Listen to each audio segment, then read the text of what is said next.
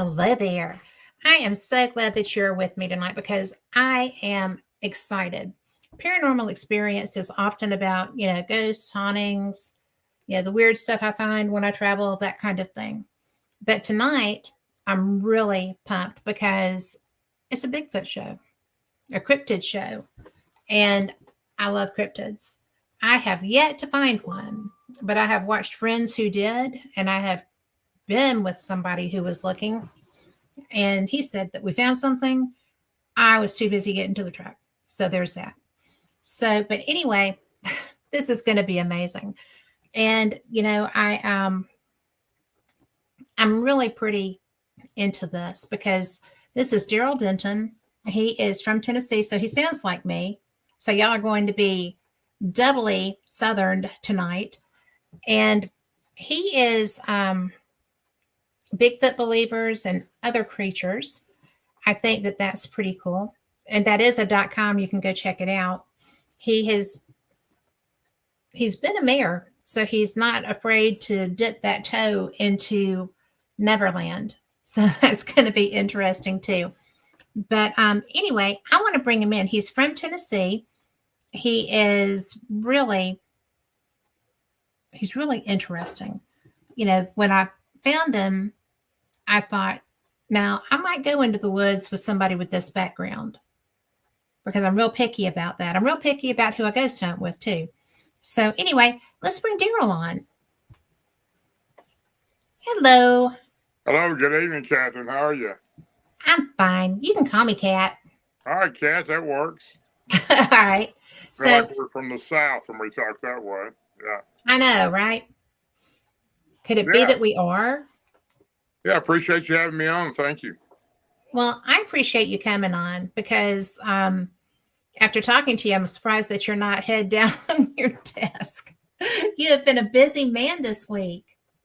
I really stay pretty busy. I've been real blessed in my life to be have people that like to hear what I do and hear what I've done and talk about my experiences and my encounters. And I've done a lot of shows over the last 10, 15 years. So, I always feel honored for anyone to ask me, and I will try to always respond and be on someone's show, even if they're newer to the great one person that everybody knows. Either way, I'm trying to intimidate and be myself around them and tell them my experiences.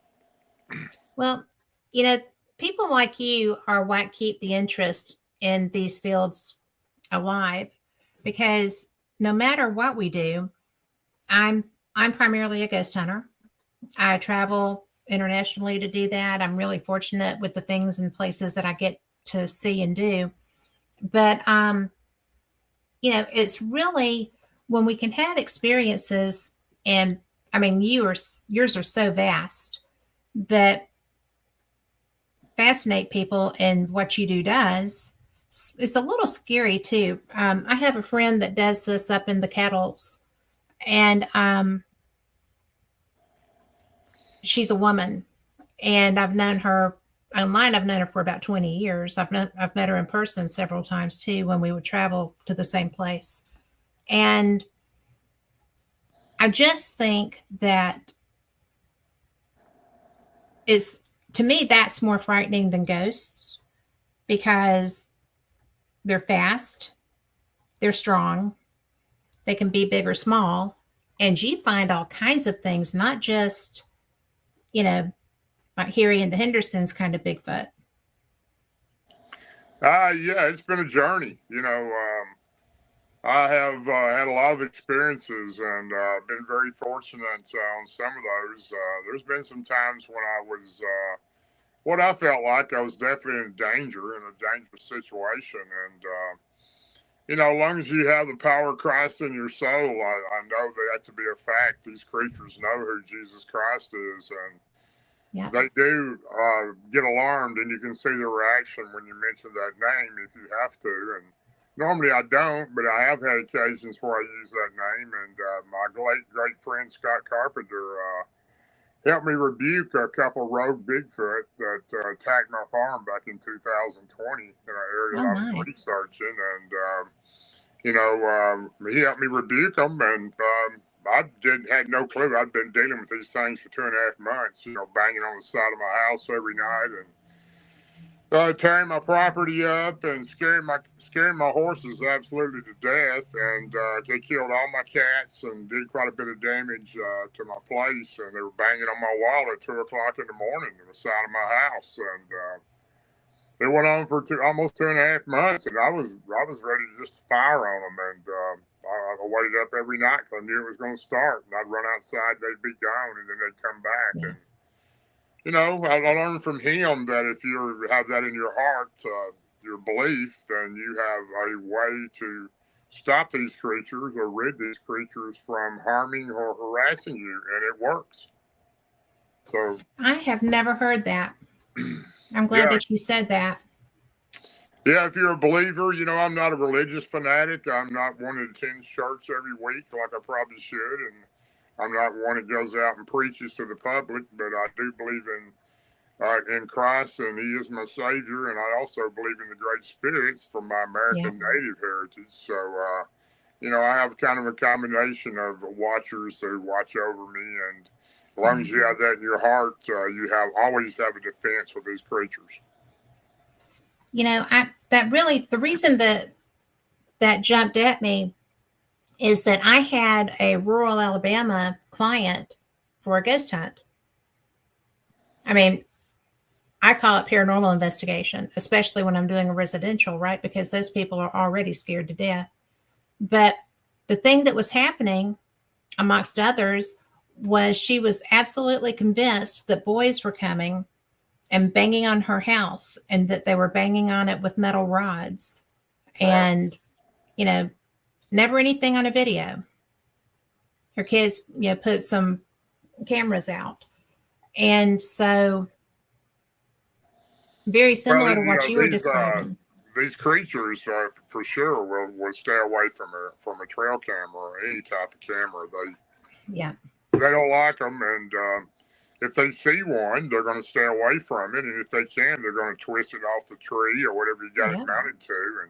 And if they can, they will stomp it into the ground. I've lost quite a few cameras back in the earlier day when I was doing this, and I learned a lot from being around these creatures, what they do and don't like. The biggest thing about these creatures is they have a unnatural ability to pick up what your intentions are inside you. And if they feel you have good intentions, then you're allowed to come into their home as long as you're not aggressive toward them and show them respect. And I always tell people, never go in the woods by yourself. I used to do it a lot, but I wouldn't do it now. I know what's out there. A lot more things out there than what I knew at that time.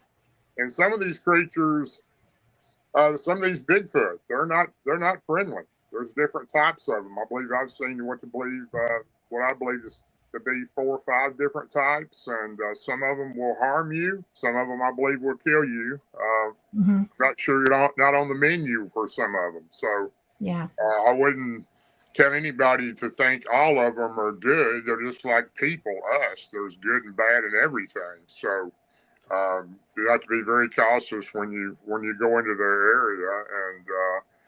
And people message me. I get literally, not exaggerating, but at least 30, 40 messages a week from text or messenger. People want to know they got creatures on their property. Can I come out, or what I think they are? And they send me pictures and all type of things. And some of the stuff I see is pretty alarming, and some of it's really not anything. But just be very cautious if you're into this thing and you're trying to research. Remember one thing: you never find Bigfoot; he finds you. Yeah. Well, I think you'd probably be a much better woodsman than I am.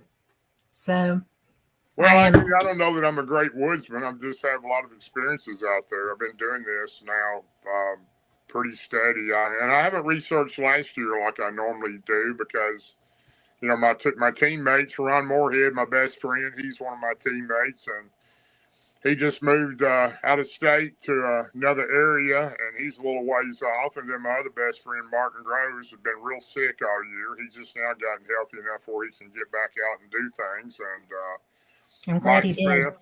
Mike Smith, my other buddy, he did a documentary with Martin and I with Small Town Monsters a couple of years ago about the Yeah. dog man that tried to attack us in the LBL.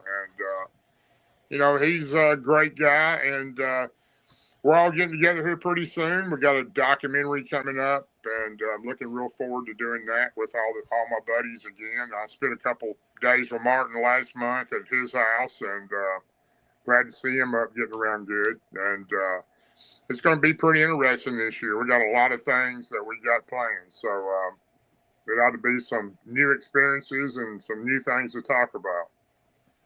Well, I think that sounds like fun, and I am glad that he's better, because that's it's terrible when your friends are sick and you can't be there too.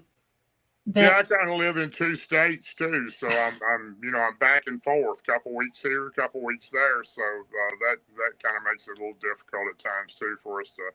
It's the first year I've had this to go on like this last year, so it was a little adapting to all of us trying to get squared away with that because we weren't used to that. So we're used to going into the woods like every month and staying a couple 3 or 4 nights, sometimes a week, and certain areas we go to. And I'm not haven't researched as much as I normally do, but I'm running more into Dogman now than I'm into Bigfoot, and there's just a lot of things I'm learning about them that took me a long time to learn about the Bigfoot.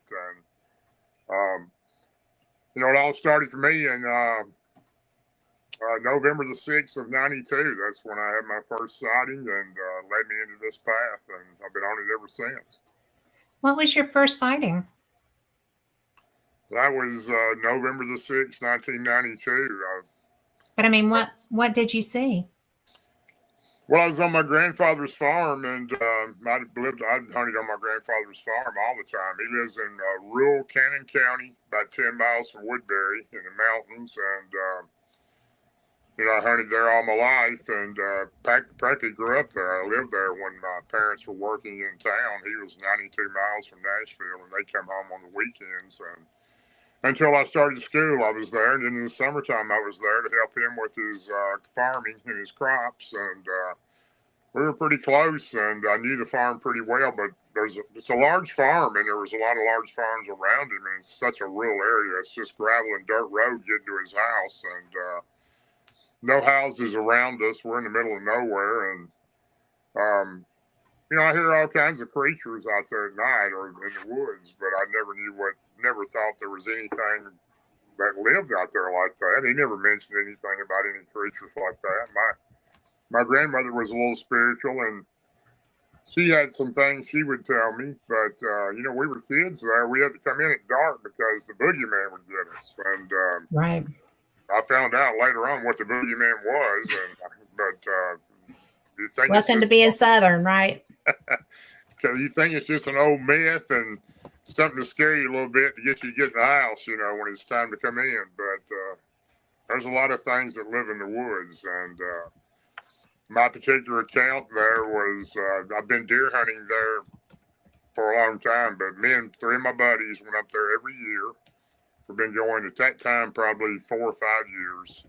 Opening day of black powder or muzzleloader, and we'd stay a week. I'd pull my camper up there with my truck and park it next to my grandfather's barn, and we'd hook it up with electricity. And a couple of them would follow along in the truck and pull our 4-wheelers. We all had one, and we'd set up camp, and we'd be there from opening day was on a Monday, and we'd get there on Sunday, and we'd go out and scout our area out for the next morning, and we would hunt for the next Sunday. Then we would hit home. We'd be there 8 days. I've been hunting there, never seen anything. We all got deer every year. It was a real good area to hunt. Nobody was around. Nobody hunted around there. Just a lot of farmers, but they were a mile or two away from my granddad. And that particular trip, I asked my granddad, where's the best place to get a trophy deer, Granddad? He said, he pointed off the back of his porch. You see that hill with that tree on it, the bent tree, and I remember the bent tree, and go to that mountain, go to the other side of it, and the bottom of it, there'll be a creek. There used to be an old grist mill there, and that was my home place where I was born at. You'll see the Oh, remnants of an old house, and it's fallen in now. There's some tin, and there'll be a fireplace still standing. It's in a clearing in the middle of the woods next to the creek there, and there was a grist mill there when I was a boy. And so I'd been there one time years before, but by car, and then we walked a mile in from the road, a gravel road, but not through the woods that way. And he said, go there, and you'll probably have a chance at a big deer because nobody's probably been in there in 30 or 40 years. And oh, wow. that was my grandfather's land. He owned it, but he hadn't been there a long time. He lived in that house for about 70 years. So he was 92 at that time, but he looked like he was 60, and he was still doing active farming. And, the next morning, went to the camper that night. Next morning, he come and knocked on the side of the camper, and he said, boy, get up, time for you to go. And the day before, I took my stand over those hills, and I'd found the creek and put my tree stand or climbing stand I carried on my back around the tree, and it was ready to go. And I'd climbed up in it and cut a few limbs off where I could hang a few things behind me, and my safety strap was already up there around the tree. And, I was headed that way. And that morning, I went behind my grandfather's house through a gate and crossed about a 200-yard field, 200-yard wide field to my grandfather kept his cows in that field. And on the other side was a wire fence with 2 or 3 strands of barbed wire, probably Right. 6.5, 7 foot tall. And I climbed over the fence and jumped over it into the leaves. And a lot of leaves, makes a lot of noise when you're moving. And I started walking up the hill a little bit, and these hills are like 45-degree angles. I'm not Yeah. exaggerating. They're just straight up almost. And I had to cross 3 of those to get to where I was going. It was a good hour walk, and in the dark, and I had my flashlight, and I'd hunted all the farm, but not that far in. And I started walking up the hill, and I heard something to the left of me. It sounded like a man walking.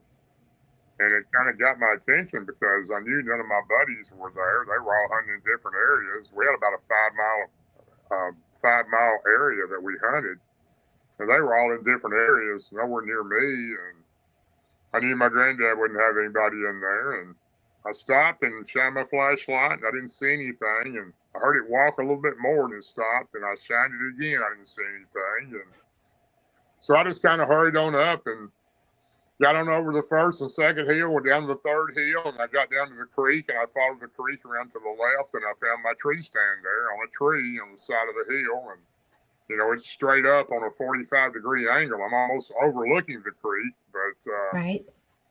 I get in my tree stand, about to get in it, and I hear something on top of the hill, and I hear something walking again. It was a heavy walk, and I thought, is that a cow or a horse in here? And I shined a flashlight up on the hill again. I didn't see anything, and then I didn't hear it walk anymore. So I was a little startled. It was on my mind thinking, what's in here? Somebody is in here Sure. hunting. And I got in my tree stand, put my my feet in the climbing part, and I sat down on the back part, and I climbed up the tree. And I got a rope tied to my belt loop. It's 28 foot long, and it's tied to a loop, a hanger, a metal loop that I put my gun on, and that way I can pull it up when I get up there. And I get to the 28-foot mark. That's about where I like to be, up high enough where they can't smell me or see me really good. And I leaned back and kind of dug the blade into the tree, and I reached behind me and got the safety strap put up under my arms, and hung my fanny pack on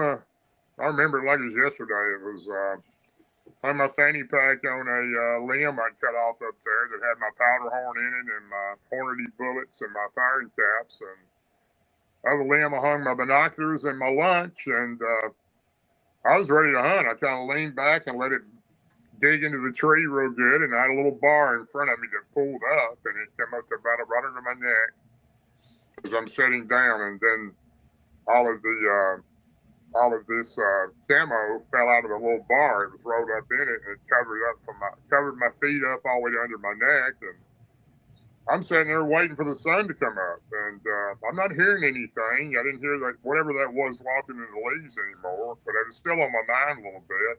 Well, And sure. I was waiting till the sun come up, and it was a real foggy morning when the sun did start coming up. The creek there was about 10 or 12 foot wide. It was 2 or 3 feet deep in the middle, and the fog was real thick on it. I couldn't see the clearing on the other side, and I just watched the fog, and I listened to the squirrels and everything run around under me and around the leaves like they normally do. It was a normal morning. It was a sunny morning, and but it was foggy, and I couldn't see across the creek yet. And I guess it was about 8 o'clock or so. It cleared out pretty good where I could see real well on the other side of the creek there, the clearing, and that's where I went the day before. I went across the creek there, and there's a game trail right on top of the creek bank there on the opposite side, and Sure, yeah. and there was a lot of deer tracks in it, and they'd been milling around over there. There were some rubs and some scrapes too, where buck deer had been rubbing their antlers, and there was about a 12 foot out limb from an oak, or I can't remember if it was an oak or a maple tree. It's about I'm 6'5", almost 6'6", and when I reach all the way up, I can reach a little over 8 foot. So I hung my drag rag from the day before. I'd hung it up there, and that's a rag you put with an elastic band around your boot. When you walk in the woods, it covers up the human scent, but it leaves what's called a doe and estrus, kind of a lure to lure a buck deer or a male deer in. And I'd hung it on that branch, and it's about 8 foot in the air, and he'd been there all night, and it kind of saturated down that hollow there, and hopefully some buck would pick that scent up. And I'm looking at that. I can see it on the tree limb, and I'm kind of looking all right over the creek onto the game trail from the angle I am, even though I'm on the other side of it a pretty good ways. And about a little bit after looking around and hearing the deer, hearing the deer move around over there, when they came out and crossed the bank, there was 3 of them. There was a large doe, and there was 2 who looked like yearlings with the doe. And they were walking around just eating acorns. There was a big acorn crop that year, and they were just milling around through the leaves like deer do and acting normal. They walked right down the game trail and walked around. They were in that clearing. That's where all the acorns were. There was a large tree there that they'd fallen off of. And I watched them for a while, and then all of a sudden I looked up, and the large doe was staring right to the left of me. And to the left of me was a large cane thicket. Looks like bamboo, but it's cane. It grows on riverbanks and creeks in Tennessee, and it's real thick. I mean, you can't hardly walk through it. It's so thick, and it grows 2 or 3 inches around. It's tall, and it's 12 to 15 foot tall, and the whole bank to the left of me is covered. I can't see all the way down the bank. It goes around a bend, but I can see that cane all the way down, and that's where these deer had come out of. And somewhere over in that area when they crossed the creek, and I looked up, and the doe, the mother, the bigger one, was staring right in that cane thicket, was not even moving, just froze solid. And I looked, the other 2 deer were the same way. They were just doing what she doing. They were staring right in it, and I thought, here comes a big buck. It's about to come out of this thicket right here, and this tall, thick cane, and she just kept staring, and I thought, she's really checking out something. Then she raised up her right front hoof and went 3 times on the ground with it, with her leg and her hoof, like she was trying to get something to move in there. And I've never seen a deer do that. But and she was just frozen, just looking straight in there, and her ears were just barely moving a few times, and she was really listening. And the other 2 younger deer behind her were doing the same thing. And then all of a sudden, she raises her nose up real high, and she blows sound like someone sneezes, except it's a lot louder. Yeah. Real loud down that hollow, and sounded even louder and an echo in that hollow. But and then she's just standing there looking again, and then all of a sudden she turns and she runs right in front of me. I'm looking right over on her, running right down the game trail, right in front of me. She's running as fast as she can. The other 2 deer behind her. And I watch them run off to the right into the hardwoods until they run out of sight. And I'm thinking, wow, I've never seen a deer do that before, unless somebody had spooked it or shot at it or something. And I'm thinking, well, this must be one huge deer in there, one big buck. And I'm looking over around the cane thicket and I don't see anything or hear anything. Then all of a sudden I start seeing the top of the cane moving. Something was coming through the middle of it.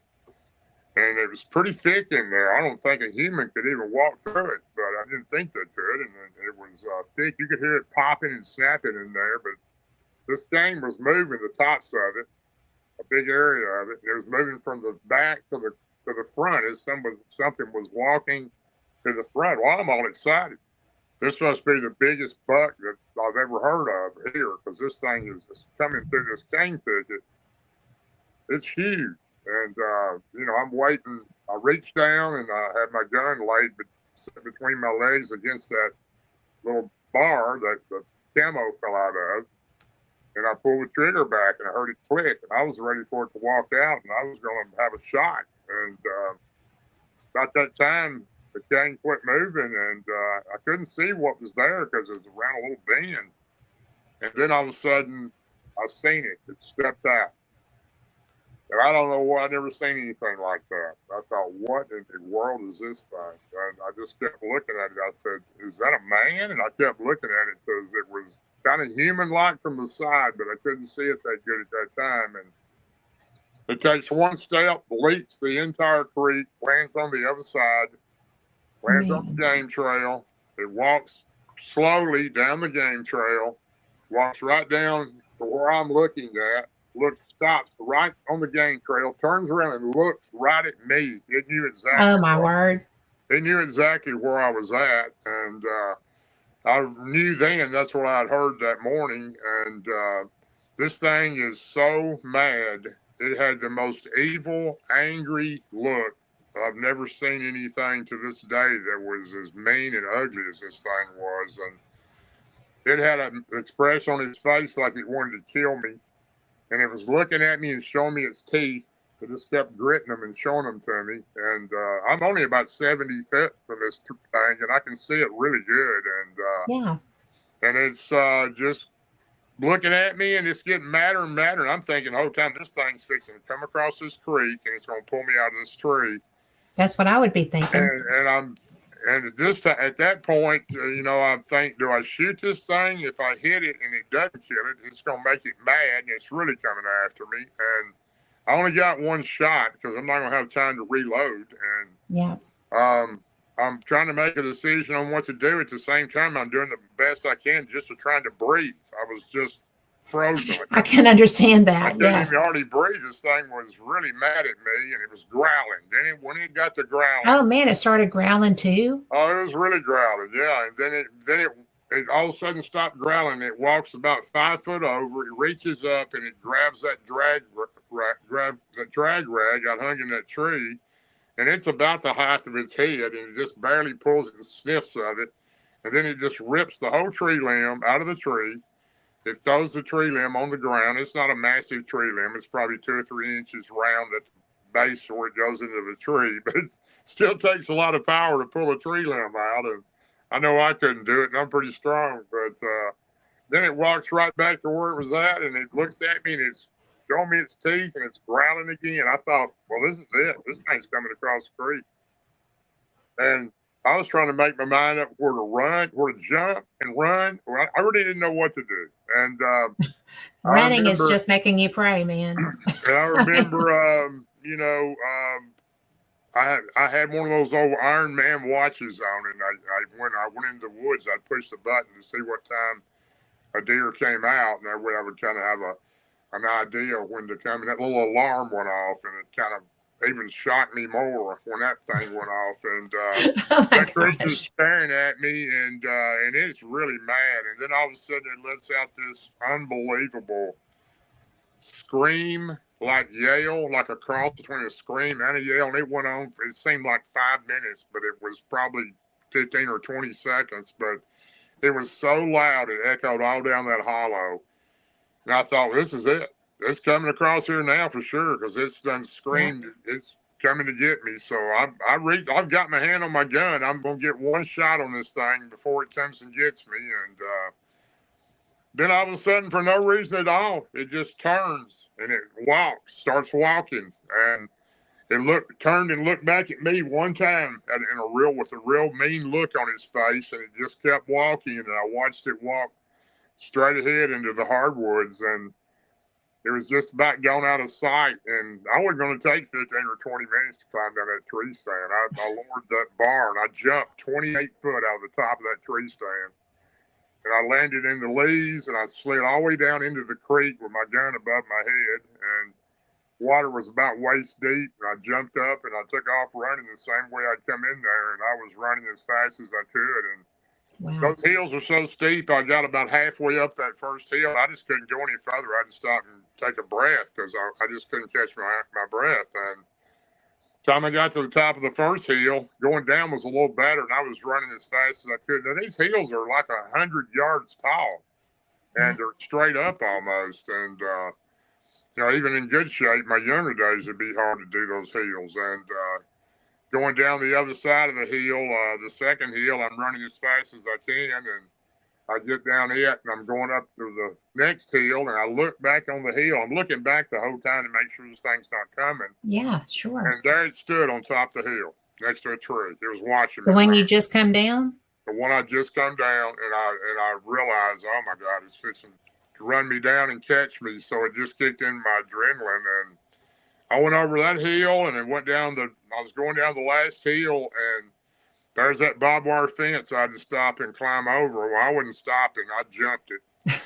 And I jumped it, and when I did, it caught my pants at the bottom where my boot was. Oh, no. Ripped them all the way up past my knee, but I didn't slow down. I tore a huge gash in the side of my leg and with that barbed wire, and I just kept going and looking back, and I didn't see it, and I crossed that field, and my grandfather's there where the cattle were, and I got to the other side, opened the gate, went through it, and reached through and locked it back, and was looking for it, didn't see it, and ran into the back of his house there, old wooden farmhouse, and went through the door, reached out and locked the screen door with a little hook on it, and slammed the door and locked it and deadbolted it. And I was looking out the glass of it, and I didn't see it, and went into the right of my grandfather's kitchen there. That's what I'd run into. And I went into the living room where he was, and I went to the far corner of the living room. There was a big pot-bellied stove sitting there between the wall and the middle of the house, and yeah, it was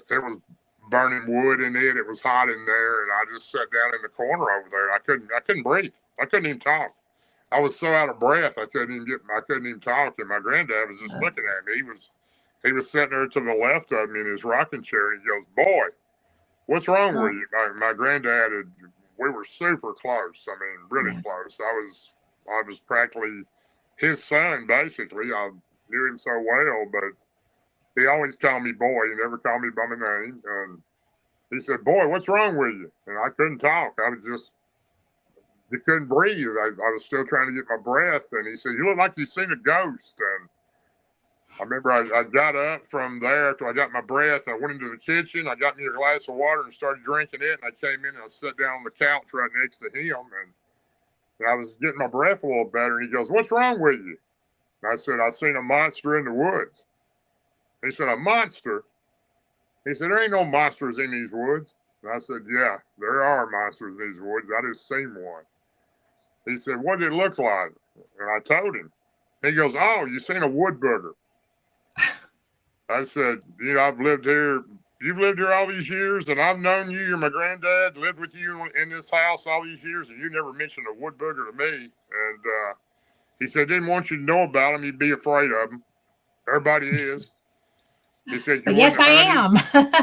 You wouldn't have hunted, you wouldn't have fished, and you wouldn't have camped out in the woods, and you wouldn't have camped out in the barn and do all the stuff you've done growing up. And he says, "Yeah, they around here. I've seen 4 of them in my lifetime real well. I'll be working in the field, want to be standing right there on the fence post just watching me work." And he said, "Them sounds you used to ask me about when we're sitting on the front porch at night?" We used to sit on, my granddad always sat on the front porch at night, and I'd hear these crazy noises in the woods, long yells, and sound like somebody yelling and screaming. And I used to say, "Granddad, what is all that noise?" He said, "Oh, it's one of them old catamites."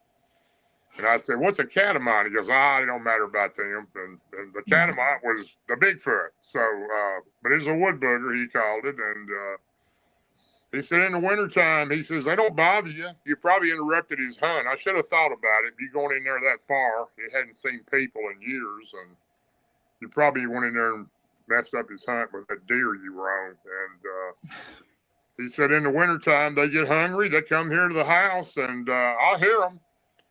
And they'll go to the chicken coop, and he had a huge chicken coop made out of actual logs that he had cut trees down with. And Oh, wow. there's probably 100 chickens in there, and because he sold eggs, that's what he did, and chickens. And he said they'll take 3 or 4 chickens when they're hungry, and they'll leave me a little pile of rocks and sticks right outside the door like they're paying for it.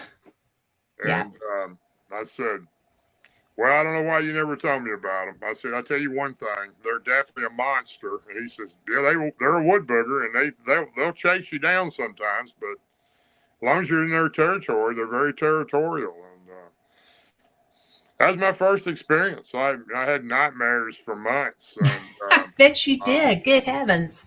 I mean, seriously.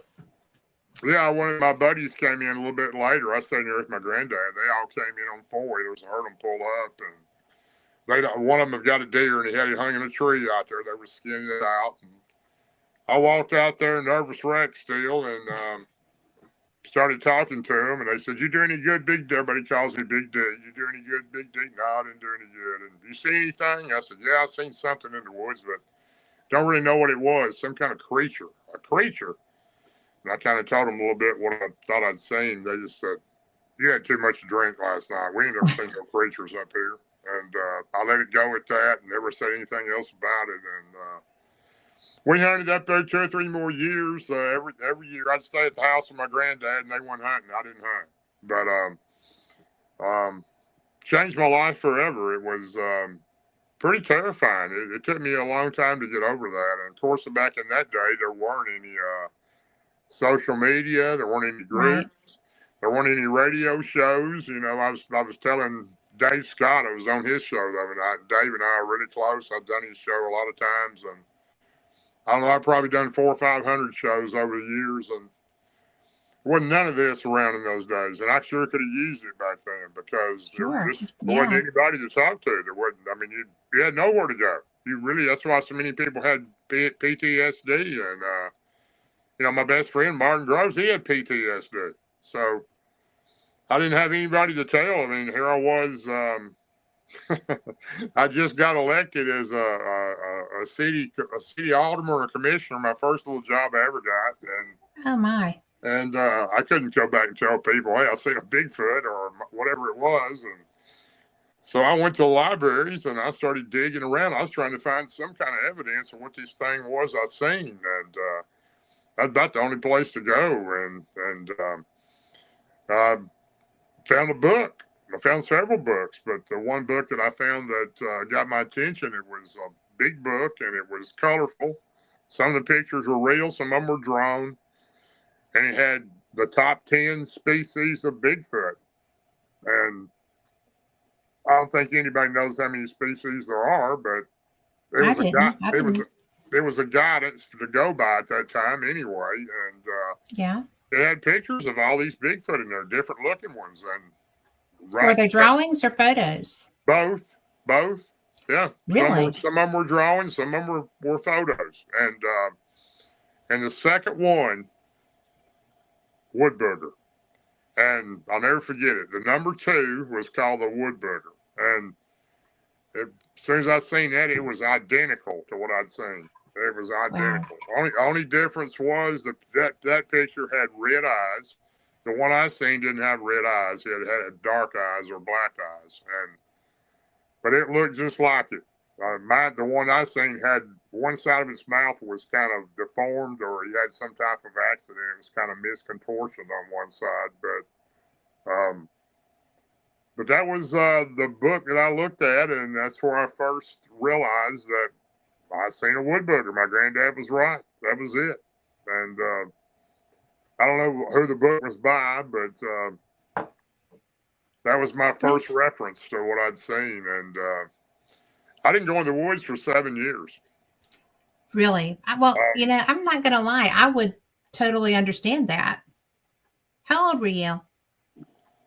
I can't remember how old I was that time. I was young 20s probably, but I know that you know, I never have been scared of anything, and I don't know if that's good or bad, but I really haven't, and I mean, I just don't get scared easy. But that thing there done something to me that nothing had ever done, and it lived with me for a good while too, because. What little bit of deer hunting I did, I'd done out of my truck in my grandfather's field there, or my other grandfather had a farm also, and then we had land back home where I lived too, and to deer hunt. But I didn't go in the woods, and I refused to go in the woods. So took a long time to get over that, and it was I never did get over it, and I never would have gotten over it if I hadn't had my second encounter. That's really what changed me, completely changed me, and. If I hadn't had that, I don't think I'd be the same person today because, it was only about, I had that in November of 92. Martin had his dogman encounter, Martin Groves, I'm talking about, in the Right. Lamb Lakes in April of 93. So Martin was my best friend then. He was chief deputy officer in my district, and we'd go to lunch together. I was a commissioner at that time before I became a mayor, and we stayed together quite a bit at lunch. And it was pretty remarkable that as close as he and I were, he had an encounter after I did, and he was the only person I could talk to. I mean, if you wouldn't tell people you've seen a Bigfoot or one of these creatures, you weren't ever getting reelected again. They probably think you were crazy. And him being a sheriff's department, he couldn't tell nobody he's seen that No. thing. But him and Harry went through a lot more than I did. They were really traumatized. Martin had PTSD for years. He didn't tell his Oh story my until gosh. 2022. 2022 is the first time he ever told his story at the Paris Landing First Annual Dogman Conference, and I went with him for him to tell it. And it was pretty. He brought the house down. He did. There was a huge crowd there anyway, and it was incredible, honest, true story. And he's a different person after that. He took the weight of the world off of his shoulders, and even though he told me bits and pieces of it for years, and I watched him go through a lot over it, I went through the same thing, and Yeah. maybe not quite as bad as he did, because Harry, his partner, never recovered. His partner had a stroke after that happened, and he never went back to work. Oh my And gosh. He saw it on duty? he didn't. He didn't come back to work when they were officers at the county, and But were they on duty when they saw it? no, they were turkey hunting. Oh, When I saw it. They were on. They okay. took 4 days off to go to the LBL to go turkey hunting, but they had to go back to work. And Martin went back to work, but Harry didn't come back to work, and he was sick. And a few days after that, he was supposed to be back. He had a stroke, and he was a younger man. He wasn't old, and he never came back. Never came back Oh to my work. gosh. So it done a lot to those guys, and I knew Martin well, and I could read it on his face. He had the weight of his shoulders on him. It was terrifying. He had 2 dogman creatures that tried to kill him and Harry, and then 2 Bigfoot tried to keep him from leaving. So they were working as tag teams? Correct. There was 2 or 3 dogmen, and there were 2 Bigfoot with these creatures. They were trying to get out of their campsite in the truck, and 2 Bigfoot were blocking them in the field. They had to cross to go out and get to the highway. And But they were working as teams. correct, yeah. I mean, I'm not sure That's today crazy. they could have possibly been Gugway. I mean, I'm not sure they were Bigfoot, and Martin don't know for sure, but he knew they were Bigfoot-looking creatures. Right. Which a Gugway looks like a Bigfoot, except they have a little snout and pointed ears and double row of teeth, and they're more known to be aggressive like that, and they are in the LBL. And Okay, what is the LBL? Because people are hearing this, the and LBL is the land between the lakes of Tennessee and Kentucky. It's 180,000 acres of pure natural land with campgrounds scattered out in a few areas. So it used to be a lot more campgrounds, but they shut them down. And we have a reason to, what we believe they shut them down for, but they say it's different reasons. But been a lot of things that's happened over the years in the LBL. It's a pretty strange place. I've been to a lot of places over the years, and no places like the LBL. When the lights go out there, it's like it's a different world. You better know what you're doing Wow. when you're there at night. And there's a lot of evil there, and some people will go there for years and see nothing. Then some people will go there and they won't ever go back. So there, over the years, there's been missing people. There was a family killed there in '82, the LBL massacre. Dogman preacher attacked the family and killed 4 of them. And Oh my gosh. it's just a well-known area that a lot of people down in your area go there pretty regular too. I've Yeah. got friends that down in your area, and I just didn't know what it stood for. yeah, Land Between the Lakes. It's not run by the National Park Service. It's run by the National Forestry Service. It's mainly a place to fish and hunt, but they do have some campgrounds scattered out through it. A lot of cemeteries because it was it was people's land at one time. It was the land between the rivers, between 2 rivers, and when they combined the Cumberland River of Tennessee and the Tennessee River together, they formed Kentucky Lake with a dam to bring power to that area. And a lot of the people didn't want to leave, so they took their land and flooded their land while they were sitting on it. So there's a lot of dark and bloody feeling from that area too over people's land that were taken from them. So well, that happened in our area too. It happened a lot of. Although they don't talk about that much. Yeah. Yeah, but it's really crazy because you wouldn't think that your government could do that. Your government can do whatever they want to. They do whatever's best for them. I can tell you that. Yeah. Well, you've been government, so. Yeah, it's. I'm glad that I'm not in it anymore. I've had my fill of it, but I enjoyed the time I did spend there. So I wouldn't want to do it anymore, though. Those days have gone by me. Been plenty of night when I pulled over on the side of the road coming home from a county or a city meeting and just cried for about 10 minutes. So it's a tough business, you want to please everybody, but you can't, and that's difficult for me because I'm one of those kind of people that don't like to hurt anybody and like to be treated the same as I'd want to be treated. So exactly. It's a difficult position to be in when you get put up in front of one of those, but you got to do what's best for, the job you work for. So I chose not to do it any longer. So anyway, that's what it is. But that was my first encounter, and it was life changing. It definitely changed my life. Well, it interests me because if that were my first encounter, I would have done everything I could for it to be my last encounter. And I have seen scat and stuff, but I've never had a personal encounter. And it was great big scat. I mean, it is what it is. But hi Melinda. But it's really one of those things that I can't believe that you still seek this. I mean, to me, that's fascinating. It's pretty much like I said a minute ago.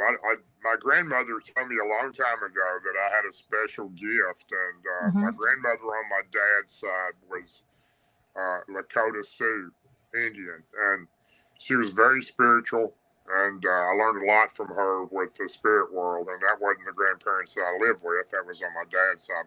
My mom's parents is who I lived with, and but I do believe that has something to do with me being where I'm at today, and I do know that I have a special way with these creatures, and I've developed that over the years, and I can feel them when they're around, and I can be driving down the road, and I'll go through an area, and I'll just slow down. I feel them.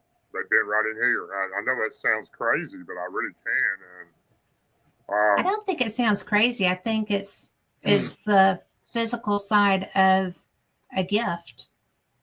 Well, like I said, recognizing it. Maybe so. And, Martin has the same thing. Martin Groves has the same thing with Dogman. He feels them. And they kind of like, I truly believe these things mark you somehow. And I don't know how they do it, but they do. And I think they have the ability to let you know they're there. They have the ability to allow you to know they're there. And they all also have the ability to follow you home when they want to. So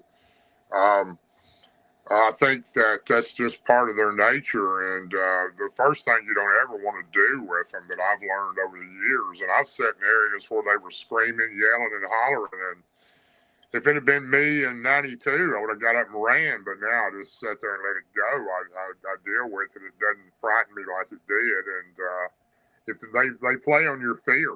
So yes. if you let them know you're scared and you show fear, they're going to make it worse on you. And they will do that. They enjoy doing that for some reason. Now, my second encounter changed me completely. I would, like I said, I never wanted to be doing what I'm doing now, and I wouldn't have been. My second encounter was 7 years later on the Cumberland River. Oh wow, that long? Yeah, it was 7 years later. I've never been back to the spot where that happened to me at in '92. I guess my stand's still there. I don't know, but can always buy another one. Never been back there, I don't know. My granddad's passed away now. That land's all sold, so somebody could have went in there and got it or whatever. But who knows what happened to it? But my second encounter was in 1999, and I wasn't hunting. I wasn't going in the woods. I was in the woods, but I was going to a place that I'd fished at for quite a few years. Two of my buddies, Dwayne and Donnie, took me to this spot. It's right down past an old water treatment like plant or sewage plant or something. And he had some family member or cousin or somebody that worked there. And back in that day, you'd drive through a gate in the front, and you would drive around the back of the building and park in a fenced-in area. And it was remote out in the country between Nashville and Cheatham County. And it's pretty remote out there, and I'd fish there a bunch of times. You park your car or your truck there, and you go through this gate, and you walk down this game trail back behind this plant on the Cumberland River, on the banks of it. And you walk back there about 200 yards. It's just a game trail you're walking on. You can see deer tracks and everything in it. And walk all the way back, and there's a spot there that has a creek coming out, and it runs into the river, and then there's a big sandbar on the side of that creek that goes out in the river. You can walk out on the sandbar to about the middle of the river and reel your fish in when you catch them. But it was a great place to fish. I'd never seen anybody fishing back there except us, me and those two guys. And I brought my dad back there one time before, and but I was fishing. It was February or March of '99, and I wanted to go fishing at a good spot. And I knew years ago that we caught a lot of what we call crappie there. Oh, yeah. And it's a real good spot in the river. The water's pretty clear right there, and it's pretty clean, and it's pretty good, pretty deep, 15, 20 foot deep. And I caught my gear, and I went back there to go fishing that day. And I carried a big bucket of styrofoam bucket of minnows and 4 or 5 dozen of them, and went down, and I carried a 5-gallon bucket that I sat on, and I carried my gear in it, and leaned against the tree and sat on the bucket, and I got all my poles out in front of me. And when you catch a fish, you walk down on that sandbar to reel it in, because if you don't, you're really on the bank. You'll catch it in all the tree limbs and the roots hanging out of the side of the bank. And I caught a couple of fish, and I came back up to sit down on my bucket and reached over to get my minnow bucket. My minnow bucket was gone. Oh. And I've never seen anybody back there. It's real remote, rural. I've seen animals back there, but not people. And just me and my 2 buddies. It's been quite a while since they've been back there. And I looked around for my bucket, couldn't find it anywhere, couldn't figure out what happened to my minnow bucket. That's strange. You just don't take off by itself, It's kind of a cool time of year. It's February or March. It was in the low mid 30s that day, and oh wow, I couldn't find it. And right to the left of me there, where I was sitting, there was a huge patch of kudzu, these real thick vines, but just massive bunch of vines, and that game trail went right through them. They're real thick, couldn't see through them, but You had to get on your knees almost to go through there on the game trail. I'd never been back in there before. As far as we'd always go, fish right there, and I didn't know what happened. So I got my gear up, picked up. I had no bait. I went on back to my truck and I left. And next weekend I came back and brought another minnow bucket with minnows in it, and it'd been raining a little bit this day. It was a little wind blowing, and I started fishing and caught a couple of fish. I was having a pretty good morning and went up and sat down on my bucket, reached over to get a minnow. My minnow bucket was gone again. So I'm starting to think, well, somebody's playing some kind of joke here because you don't lose 2 minnow buckets 2 weeks in a row, especially a styrofoam minnow bucket that floats in the river. It won't sink. You'd still see it going. Looked around everywhere for it. I couldn't find it. I started yelling in the woods. I know you're in here, whoever you are. I thought it was a kid's what I thought it was. Right. Some kid was in there playing a joke or something. And anyway, got all my gear together again and hit it out. And it was the best time of the season was in that time frame, 2 or 3 months time frame for catching those type fish. And went on back to my truck, and I didn't get to come the next week, but it was the week after, and I came back, brought all my gear. But this time, it was a sunny day, beautiful day. It warmed up a little bit. It was probably in the low 40s. Real muddy because it had been raining. You could see mud and all kinds of tracks in the game trail. Looked like dog tracks, all kinds of tracks on the game trail. And I brought but this time, my minnow bucket, styrofoam minnow bucket, had a metal handle. I tied a little rope around it, and I tied it around the tree next to my bucket, and it was about 10 foot, the rope was. A little small, thin rope. That way, if something grabbed my bucket, it was going to take time enough for me to see what it was. And I brought my 410 shotgun with me, little single shot shotgun, and leaned it against the tree. And I caught 3 or 4 fish, and I went down, and I put them on a stringer, and I was doing pretty good. And I come back up to sit down, and I looked over. My minnow bucket is over on the game trail up in that kudzu where it's real low, stretched real tight with the rope. It's from the tree to there, and it's stretched. And I could see the bucket sitting there, and I couldn't see anybody around it. So I got on my knees, and I crawled up in the kudzu in the game trail. And up in there, you could stand up a little bit because it kind of opened up. And up to the left of me in the kudzu, maybe 10 foot, there was a minnow bucket laying there. Up to the right, just about 4 or 5 foot, there was a minnow bucket laying there. I figured, well, there's my 2 minnow buckets from the week before. And I looked down at this minnow bucket. I was fixing to pick it up, and I was looking around. I didn't see anybody in there, and that kudzu is so thick I couldn't see up inside of it. But I didn't hear anything. I didn't see anything, but I reached down to get my minnow bucket, and the top is off. It's on the rope. It's leaning down, and half the water is spilt out. And I had 4 or 5 dozen of minnows in there, and there was only 1 minnow.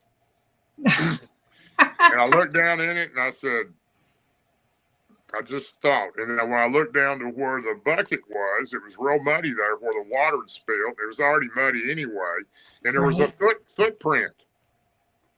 And the footprint was not a massive print. It looked like maybe, 10 or 11 inch track. It wasn't huge. It wasn't little, but it wasn't huge. And I thought, okay, some kid's in here taking my minnow bucket. He didn't realize it was tied to the tree, so he tried to run with it and spilt my minnows and my water out of it. So I take my bucket and the other 2 buckets, go sit back down next to the tree, and I just act like I'm fishing. Even though I'm not fishing, I'm looking out of my left eye, out of my peripheral vision, trying to see what this person is doing in here. And I'm going to catch him. I've got my 410 shotgun, and I'm not going to shoot him, but I'm going to make him think I am. And I waited for, hour and a half, and I thought, well, whatever it was is gone. I just about give up, and I had no way to fish. I only had 1 minnow, and I just sitting there, and it's getting a little closer to dark, and all of a sudden, I see this creature bend the head down like that. It's holding onto a tree, a little tree up there in that kudzu. I can see the tree moving, the top of it. It's looking at me. Then it went back in real quick when it seen me look at it, and I went, "Oh no, I'm not going to be around these things again. I don't want Time to go. anything to do with these creatures again." Now this one didn't look anything like the one that I'd seen before. It looked more Really? like what I call the number 3, number 4 types. It looked more like the Patterson Gimlin type. Mm. It looked nothing like the wood booger, but still, I didn't want anything to do with these creatures. I thought it was some kid selling my minnow bucket. This thing, I'm sitting there looking. I just sitting there, and it comes back out and peeks again. And I went, peeked at it. And I said, time for me to go. I got all my gear, my shotgun, and I hit it out as fast as I could get to my truck. And I said, I do not want anything to do with these creatures, because there's a little one, there's a big one. And Yep. I am not getting back into this again. And got everything loaded up, and I flew out of there. All the way home, I thought about that creature.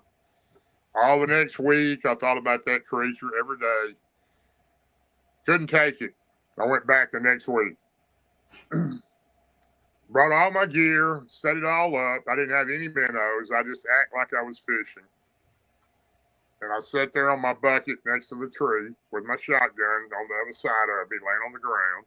And sat there a while, and there it was, looking at me again.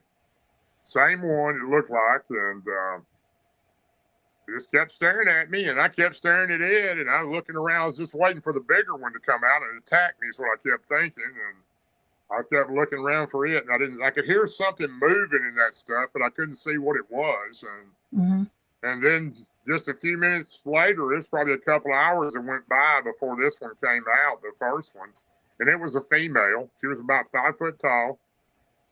And behind it, another one came out that was about the same size as that one, and it was behind the female. And they were just sitting there looking at me like they wasn't even scared of me. And I'm thinking, are these things going to attack me? Or is the mother coming around the backside of me, or the father? I had all kinds of thoughts in my mind. And I have a question at this point. Yeah, go ahead. You brought your gear with you this time. Did you have more than a single shot shotgun? No. I did. I didn't bring it. All I brought was a 410 single shot shotgun. Yeah. Because I wasn't planning on violent. And there's more than one. I wasn't planning on killing them. I figured if I fired a shot, this was my thought. I don't know if it would have worked. If I would have fired the shot, they would have probably ran, and it would have given me time to get back to my truck, and I'd be out of there. So that was my intention, was not to go in there and shoot them, but more frighten them than anything else. And but anyway, I had a female looking at me, and I could see her pretty good. She was out there where I could see her, and she was crouched down, but I could still see her good. And the one behind her looked just like her, but it was looking over her shoulder a little bit, and it would look around at me. And I watched these for, I don't know, probably a couple, 2.5 hours, and I would kind of make gestures at them, and they'd just look at me, and I didn't really know what to do. I just couldn't believe that I'd run into these things again, but I started feeling comfortable with them, and I didn't hear any other ones, and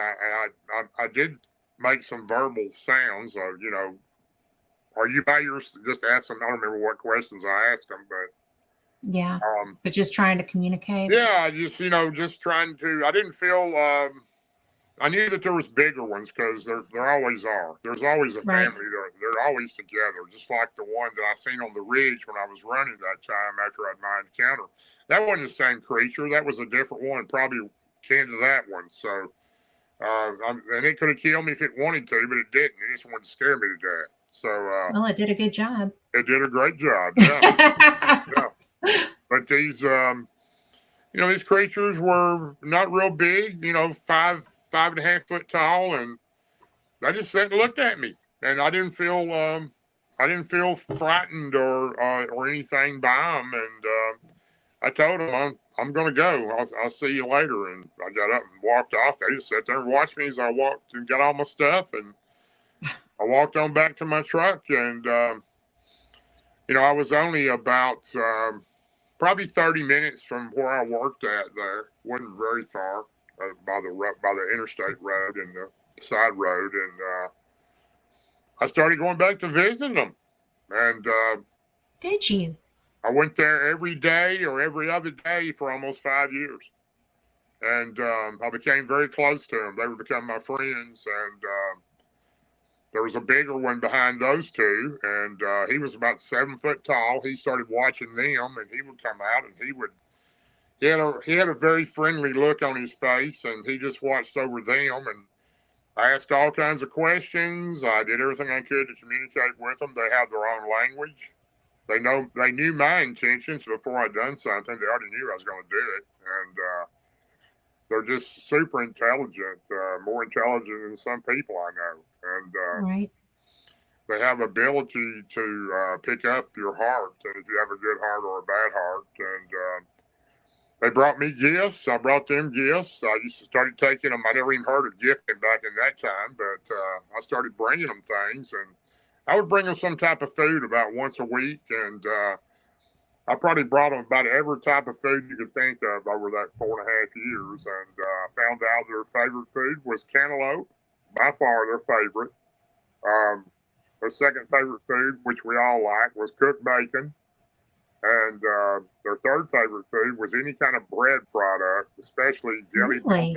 jelly filled donuts. They would eat all of them I could give them. So, and they didn't want them thrown on the ground. They wanted them put on a little plate and push them over next to the kazoo, and they come out and get them. So That's a they're riot. they're kind of a clean. They don't want their food thrown on the ground any more than we do. And they brought me gifts. I came in one day to bring them something, and I sat down on my bucket, and there laid 3 catfish still flopping.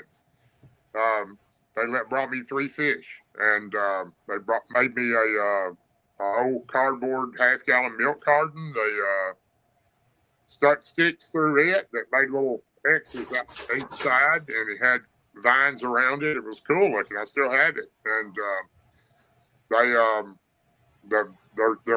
their marker of their family of what they're called is an X. They have large X's. They had huge X's right there in the woods with new trees broken at the bottom that formed X's, and then they had them land on the trail too, the X. That was their family marker, and I learned a lot of things from them. And I camped out with them, spent the night with them. I stayed in my spot. They stayed in the kazoo, and I could hear other ones in there. But I only seen How many do you 3. think there were? At least 7. At least 7. Maybe 8. But I know, I seen the 3 regularly, Hmm. and I heard some other ones across the river too. And I don't know if they were the same family or they were a different family. But I camped out in there one night, and they'd look over the kazoo to look at me when I was trying to sleep, and it was pretty cool. But I became really close to them, and I tried to communicate with them as best as I could, and I asked them lots of questions, and sometimes they would nod, and sometimes they would jabber whatever language they speak. They have their own language. They do understand English. They can speak English, and they understand other languages. They understand American Native language, which I gave them some words from, which I address them as the Chayutanka, which is the Lakota Sioux relate to the hairy man of the woods is the great keeper and the elder of the forest, and that's what Chayutanka means. And they knew what that meant. I asked them where they came from. Where did you come from? And I was drawing the dirt right there next between me and them. And are you from another galaxy? I got that head nod. I got 2 of them. And Really? did you come from another galaxy? Okay, that means you come from there, up there, way up there. Okay, all right. So I got, when I used to leave, they learned, they picked up on and mocked my language. Every time I would leave, I would say, bye, see you later. I'll see you tomorrow. If I'm not here tomorrow, I'll be here the next day. Bye, I'll see you later. And I'll be walking off, and I'd hear bye, bye, bye, bye, like from different areas. And they were all saying bye to me. It was cool. So That is so cool. I brought them a little pack of. I brought them so many gifts. I brought them toys, marbles, balls, everything you can think of. They love the light sticks, the little things you pop and break. They love Oh those. yeah, I could see that. I love And those too. I brought them. The coolest thing I ever brought them was I went to the dime store and where you buy like kids' birthday things you give out at parties, the little blow things and all that. And I brought them a little bag of plastic whistles, and they had a little black string on them. And I hung them on all the limbs the day before I left. I said, I'm going back to work. I'll see you tomorrow or the next day. I was, bye. And I'll say, bye. I'm walking out back to the trail and going back to I my love truck. this. Going back to my truck. And every time I come in, I'd say, hey, I'm here. I'm coming in to see you. I'd let them know. And they'd start yelling and screaming. And I hear them whooping and everything else. I got excited. So the next day, or I went back and right as I went through the gate, I'd start saying, hey, I'm here, I'm coming in. I'd let them know it was me. And then what did I hear? I heard whistles everywhere. They were whistling straight ahead, off to the left, off to the right, one across the river. And these things are intelligent. I mean, nobody taught them how to blow a whistle. Yeah. I That's remember. pretty amazing. But I learned a whole lot from them, and they really became my friends. I was very close to them, and the coolest thing that ever happened, can't think of anything any better that could ever happen to me. The female that I was so close to, I was leaning over to give her a plate with her jelly-filled donut, and I was in the box getting it out, and I said, please tell me your name. My name is Darrell. My name, Darrell. And I hear Aleatha. The female's name was Aleatha. Only two words I ever got out of these creatures was that and bye. And some other stuff I would say. They would kind of mock me, sometimes the things I would say.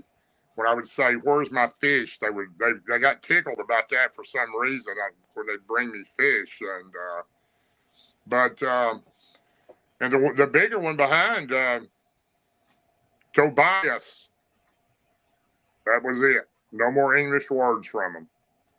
And I was shocked, absolutely shocked. I said, you can speak English. You can actually speak English. They trusted me. It took me all those years to build up that trust with them to get those two words out, but they would never give me any more words. So I never did understand that quite, but because for me to build that much trust with them and for them to trust me as much as they did, don't really understand why they didn't use more of my language that I understood. But anyway, I was in there one morning and Aleatha stuck her finger out, and she's probably sitting about 10 or 12 feet from me, right in the kazoo, right on the trail, on the outside of it, though, where I can see her whole body. Right. And she reaches over real far and sticks her finger out. And she wants me to, and I touched my finger to hers. And it was the coolest thing in the world, because to her to have that much trust in me, for me to touch fingers with her, was cool. Yeah. And then and for her to want that connection. She reached over and touched the toe of my shoe, and it was a great time in my life. It really was. If I had met them, they were never aggressive. They knew that I was a good person, and I knew that they had good intentions, and it worked out very well for us. And they were my friends for a long time. And that pretty much, I had two more families after that. One in Ashton City, Tennessee, that was bothering the family looking in their windows that I met, but never one like that one. Those were the real forest people. That's what I call them. The forest people are the ones that make the X's, and they're a real gentle type being. Nothing like the first one that I run into, and very they had very good instincts of understanding and knowing the true person in me and allowing me to know them the same way. You know, that's such a gift. I mean, I don't care what creature it is. That's, I mean, I'm a dog whisperer, so it's kind of one of those things that it's just an absolute gift from the universe, from creator, from God, from whatever you want to look at. 100%, I agree. 100%. You know, very well put. It's amazing that the abilities that those creatures have, and they're not. I'm a 100% believer now. There's, of course, I'm very close to. I'm a very good friend of Dr. Melba Ketchum, and Robin Haynes is one of my closest friends too, and I have no doubt that these creatures are, the DNA showed that they were 58% human female and the other part unknown. And you take 100 pieces of DNA, over 100 pieces, you can't mess up enough to come back with those facts and then to be wrong. Right. So, I know they're not an ape. They're a type of human. They're part human. They're a human hybrid is what they are. And yeah. I 100% believe that. But to find some that were like that is very difficult. I don't know that I'd ever find another family like that. They were realistically true friends to me, and I know they felt the same way about me. And I brought a friend in there one time with me, and I never brought anybody in there with me. And they allowed me to do it. I told them 3 or 4 times, I'm bringing my friend in, one like me. I kept telling him, try to explain what I wanted to do because he wanted to come in, and he knew that I was honest about him, and he just never sunk into him about these creatures being what they were. And and he was my buddy. It's hard to grasp.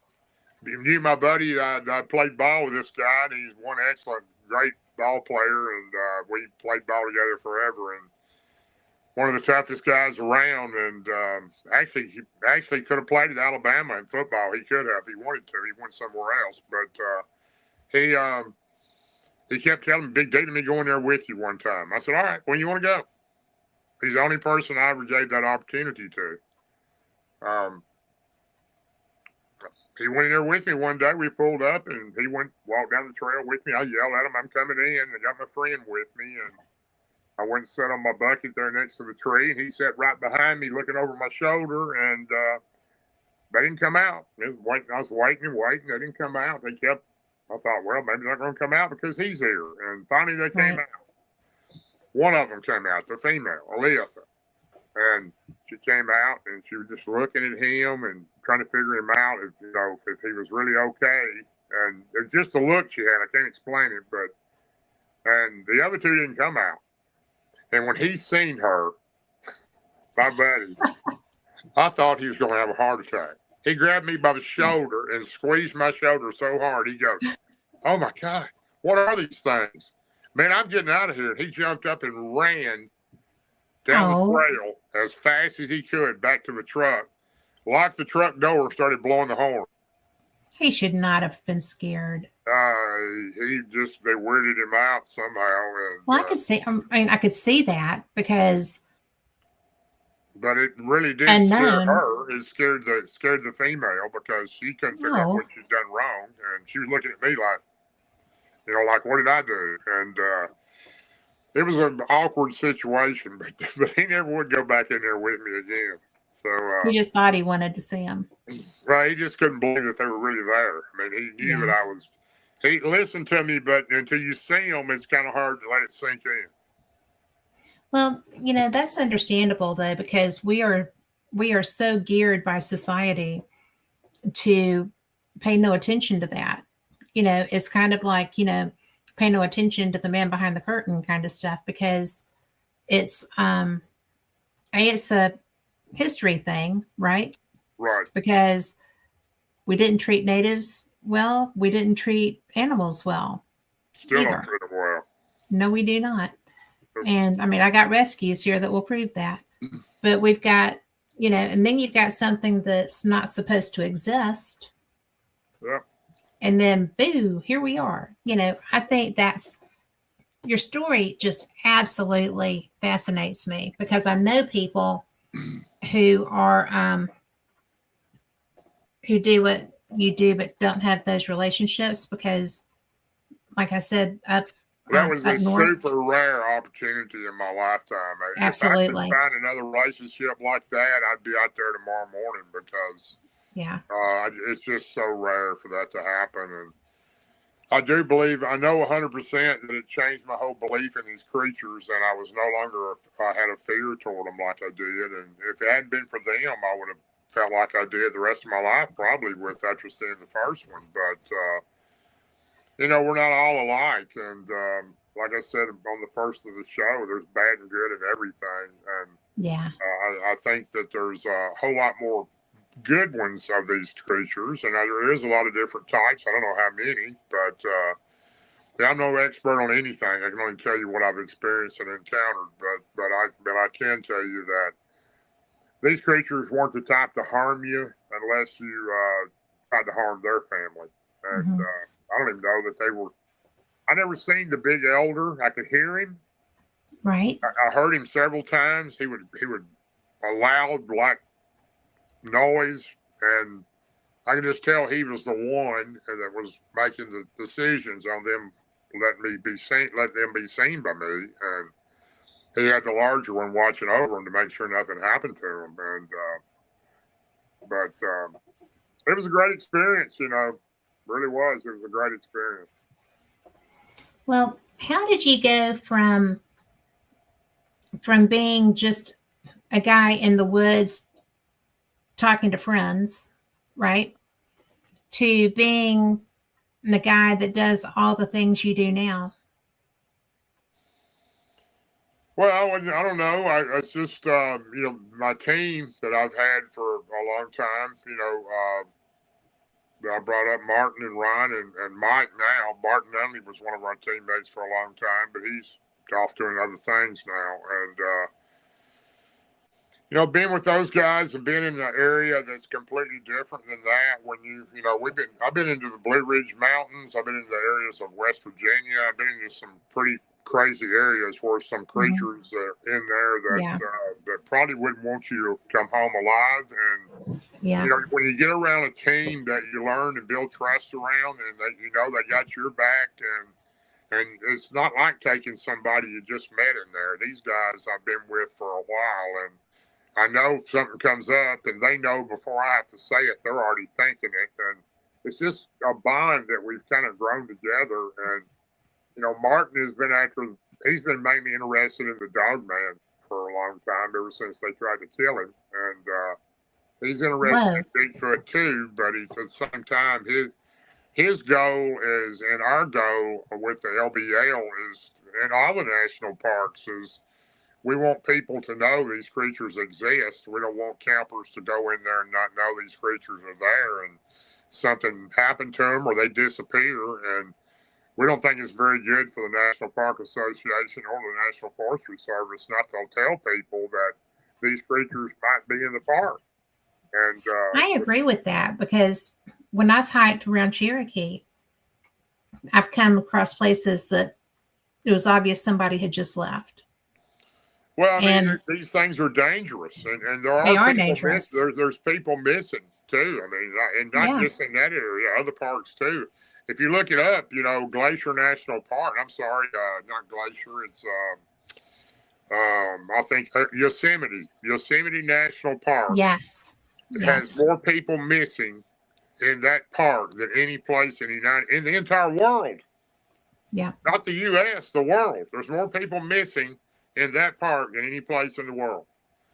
Now, how do we not know that? Why is there not a sign up that says, hey, there's 72 people missing from here, and they haven't been found. It's a possibility it might have been an animal attack. They fell off a cliff. They fell into a crevice. Something could have happened to them, but they're missing. You know, Yeah. we don't have anything like that. And then they found bodies.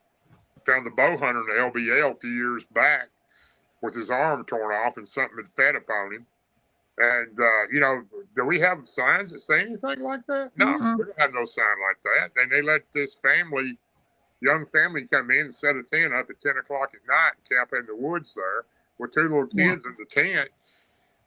Nobody knows anything about what could be around that area. So, you know, that's our main goal that we've come to do this for, is to try to educate people and to let them know that, you know, whatever you do, if you're going to go into these areas, go to an area that's a lot safer if you're going to camp. Especially if you have children with you. Exactly, and be aware of what's in there. And the biggest problem you run into with some of these areas, these national parks, they won't allow you to carry a weapon inside the park. Nope. So you're in a national park and something attacks you, you're out of luck. You know, or either that or carry your gun and take a chance of getting in trouble. I mean, there's your two options. You know, I'd rather get in trouble you than want to be protect eaten. your family, or do you want to follow the rules? You know, I don't. I just think that there ought to be. I'm a true advocate for us allowing people to know possibilities. Not saying, okay, there's a dog man on this trail. Just the possibility that there could be a creature in this area. There has been sightings or some kind of something to allow these people to know. Well, they don't have to use a metaphysical name, right? No, They they don't can have just to. No, they can just say there's dangerous wildlife, or you know, I've camped and you know I researched and I camped. It's been I don't know 15 years ago in Pikes Peak National Park in Colorado, and yeah, they've got signs all over it that say there are Bigfoot in this area. I didn't know that. Oh, metal signs. There are Bigfoots in this area. Be careful. Now, this is Get a out of National town. Park For real? Service. Yeah, yeah. I've got pictures of them, and there's some other parks that've got those type signs too. Some out in California have got them too. But you know, I guess I don't know. I think that all the parks should have some type of discretion on what could be in the park. I'm not saying it is. At least you have you can observe the caution and knowing that it might be a possibility instead of someone getting killed or disappearing. Well, you know, you need a fighting chance. You know, you need to be making good decisions based on the information that you're given. Well, the national parks will never ever admit that Bigfoot exists, and they'll never do it. And I can tell you why, because it's a 2.8 billion. That's with a B, billion-dollar industry every year. 2.8 billion a year in tourist dollars coming in and out of all these national parks, and that's not including the forestry services area. This is just the national parks. They're not going to go put a sign up if they can help it and tell people that something could be happening and tap into a minus on that revenue. So, unfortunately, the dollar speaks in everything we do. It does. But, you know, it's really interesting to me because all of a sudden, now we go to Cherokee. My husband's a poker player. We go to Cherokee. We go to Biloxi. We go to Vegas. I've been to Cherokee a few times. There's some crazy stuff in Cherokee, too. There is. And what I find funny is that in the last year, and you've probably noticed this too because it's more relevant to what you do, but it's like all these Appalachian lore is coming out, right? And it's like, don't leave make sure you dry your curtains and all this other stuff. And it's a feed on Facebook. Yeah. And, you know, people are like, oh, that's Horsaki. I was like, no, that's not Horsaki. That's there's real deals in this stuff. A lot of what they're filming and what they're showing is produced, right? Yeah. But the legends are real. And well, you know, when I was growing up, we were taught, and when I was growing up as a kid, we were made to believe by our parents and even our grandparents that monsters didn't exist. They were myth and folklore. And when you find out that they do exist. It Yes. really changes your mind and makes you think. And your average person that's riding down the road, 40-hour-a-week guy that's trying to take care of his family, him and his wife working, and they don't think anything about this kind of stuff. They don't have time to Mm-mm. think about it. And, they have no idea what's in the woods. They have no idea Yeah. whatsoever. And all these things aren't just deep in the forest. They're close by towns and No, cities they too. are. Yeah. They are. I'm getting There's a calls. I don't know how many calls I got from an area. A lady kept calling me, man. I'm watching this creature at 2:30 in the morning. I'm sitting on my deck smoking a cigarette across the road from it. I'm watching this creature go behind the restaurant across the street from me, open the dumpster, and get out a bag of trash and walk off into the woods with it. yeah. And I went up there 3 times. She kept calling me, you got to come see it. I said, I believe you, ma'am. I just don't have time to get up there. And, oh, you Yeah. got to come. You got to come and see it. I want you to come see it. So I finally went up there. Didn't see anything. And then I went back again, and I did see it. So it was a Bigfoot. Come in and got a bag of scraps out of the trash can. So an easy meal. So Easy meal. Didn't have to run. no, and these creatures are everywhere. I mean, don't be fooled to think they're not close by because they are. And I've heard of them in subdivisions. I mean, Yeah. houses Well, we've got everywhere. woods. Yeah, we've got woods up behind us, and we have noises up behind us. I've heard And some we're noises. we're in Metro Birmingham. Yeah, I got lost in the Blue Ridge Mountains back in 2021. I was lost in there for 3 nights and 4 days, and Oh wow, that's a long I time to have be out never lost. ever heard noises like I heard in my life in those mountains. I have no Really? idea what some of these things are. I heard noises that I don't know what it was. It was crazy stuff, and Like what? I mean, what sounds just were they? all kinds of noises, like loud screams. It sounded like a almost like a dinosaur. Some of them did Really? that I've heard. Just all kinds of weird noises, and I was That could have been a big cat though, couldn't it? Because they have kind of that deep barrel yeah, chested it roar. was different than that. I can't Oh explain wow. what I'm talking about, and I made a big mistake. I went in there to meet a couple that wanted me to meet them there in the Shenandoah National Park. They had called me all summer and wanted me to meet them and see the area about 3 miles in that they had a Bigfoot family. They wanted me to see them, and I told them I'd seen them before, but they wanted me to come, and they knew who I was. They were one of my people that followed me, and I went up there, and they didn't show up. And I walked on up in the woods where they told me where these creatures were, and thinking they would just come up, pull up and come on up, and they never did. And I got back in there pretty far, and it got dark on me, and I had a little bit of gear with me. I had a little backpack and matches and a heat blanket and a few things, a little snacks and water. But left my gun in the truck. But wasn't planning on being there long, 2 or 3 hours, and Yeah. got off trail up in there and got lost. And my Wow. granddad always told me, find a waterway and follow it. It'll take you to civilization. That's what I did. And I camped on the river at night. I slept under a log one night and had all kinds of animals walking around. I could hear them. Yeah. And, I don't know. There was all kinds of crazy stuff in there. I didn't want the animals to know where I was because I didn't know for sure Yeah. what they were. And they Sure. probably knew where I was. Well, they would smell you. But I hid up a tree a couple of times and got up in the top of one, and there was some crazy stuff in there. I don't know what all of it was. I wish I could have seen some of it. Some of it, I'm glad I didn't see it. It didn't sound Yeah. real friendly. Yeah.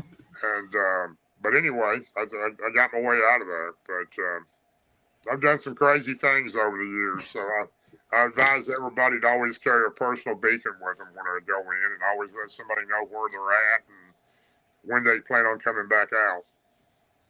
Have you been up and done any work with that Olympia project?